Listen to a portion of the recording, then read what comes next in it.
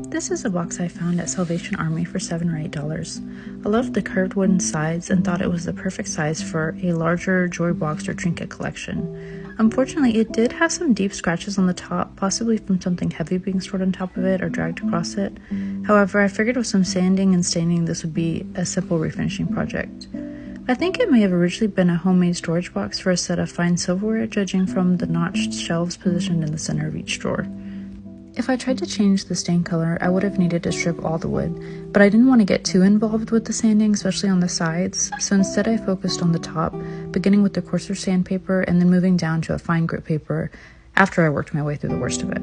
I'm sure there are other ways of dealing with the dust as you go, but I just opted to use the hand vac periodically. I ended up sanding a second time after this video just to work off that last bit of lingering stain. Even though I don't think honey oak is the most popular stain color right now, I do love the warmth it brings out in the wood. At this point in the process, I couldn't wait to see it refinished and glowing again. Although I was using the hand vac, I still got pretty dusty during this process.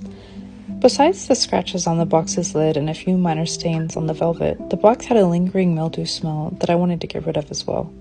I read online that one of the ways to combat smells in fabric that can't be washed is to sprinkle baking soda and let it sit for several hours. Unfortunately, when I went back the next day, that smell still remained. Turns out those middle little shelves were just glued in. They weren't in there like with nails or anything like that, so they weren't too hard to remove. Since that baking soda smell didn't work, I decided it was best to remove the interior lining and replace it with some fresh velvet. Here I am vacuuming out some of the dust of that so that the process is a little bit cleaner.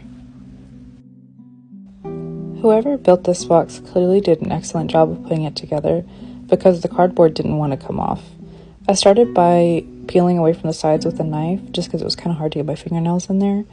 And as you can see, the velvet layer is peeling off just fine, but the cardboard itself that the velvet was attached to did not want to come off, even with sanding, peeling, trying pretty much anything I could think of to get it out of there.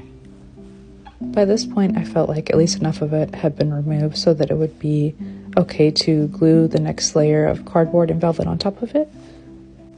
I bought some replacement velvet, which wasn't the exact same color of red, and even though I left the lining on the inside of the lid, I felt like the two shades of red velvet complemented each other.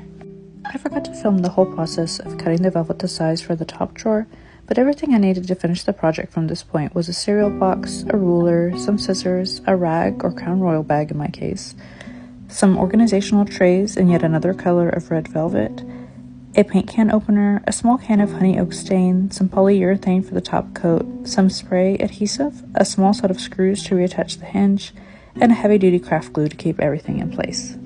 The cardboard cereal box with the velvet attached went in perfectly snug in the top drawer.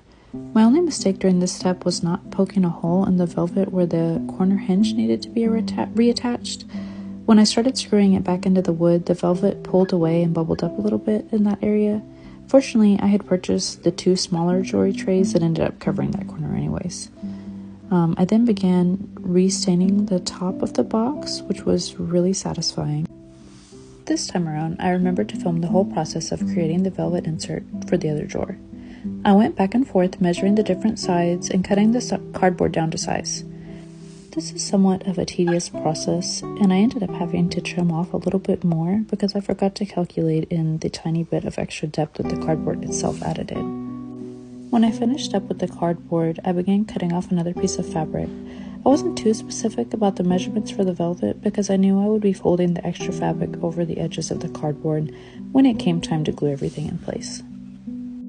This is my first time doing a project like this, and the spray adhesive didn't work as well as I would have liked, but I used it to secure the fabric and then a combination of spray adhesive and craft glue inside the drawer itself. The cardboard was lifting away from the sides before the glue had a chance to dry, so I used a variety of clamps and clips to hold it in place overnight. I did end up adding a second layer of stain to the lid, but this is the final product, the refinished jewelry box.